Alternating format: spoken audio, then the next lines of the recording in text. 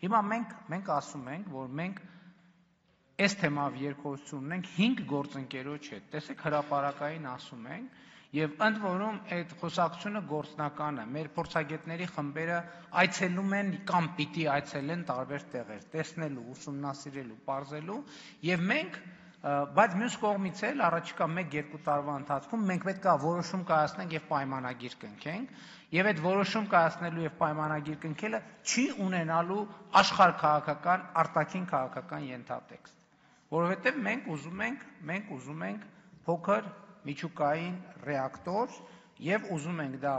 առավել լավ գնով, առավել անվտանգ տեխնոլոգիայով եւ նաեւ իր